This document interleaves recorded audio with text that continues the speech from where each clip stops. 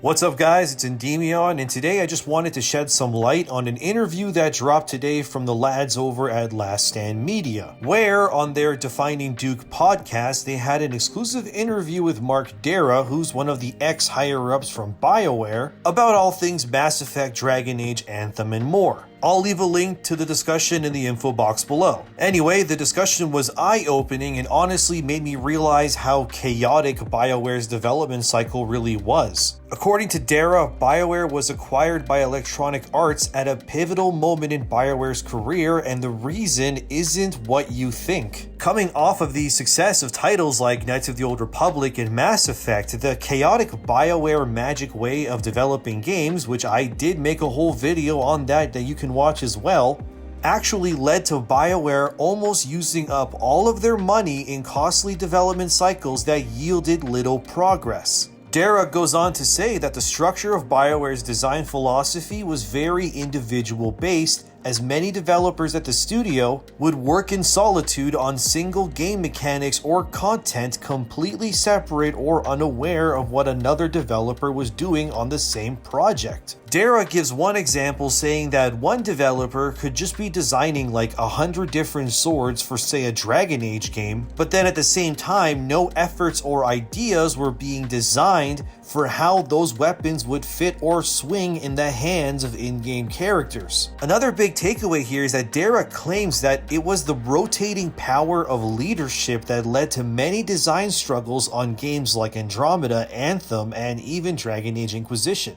And apparently Anthem was so out of touch and without direction that even the people in charge of the game had no clear goal in the current or foreseeable future until Darrah came onto that project a mere 18 months prior to release, and he had to wrangle a project that was completely formless at the time. It just sounds like hell. I mean, Darrah even says that future games like Dragon Age 4 had to be restarted because EA wanted the game to be a live service. But BioWare wanted something else, and now with Anthem's failure, BioWare has apparently finally been able to design Dragon Age 4 around the characters instead of microtransactions or live events, which I mean, it should have been obvious to begin with, but I mean, this is AAA development these days. It's just so puzzling. But it is crazy to think that in a way, BioWare was so excessive with their spending in the mid to early 2000s to like 2010-ish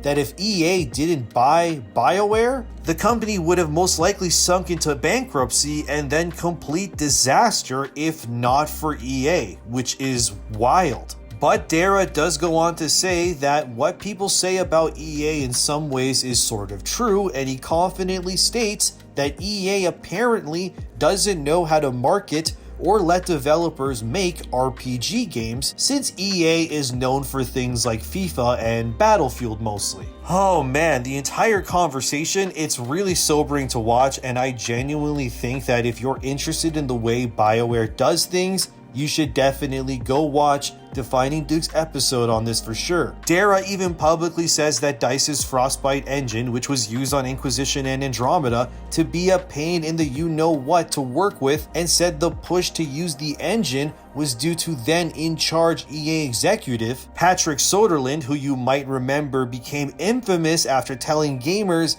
that if they didn't like the weird direction of Battlefield 5 with like the women in the war and all that stuff, that they should simply not buy it. Which led to one of the most disastrous launches in EA history until, of course, Battlefield 2042 happened a mere few years later.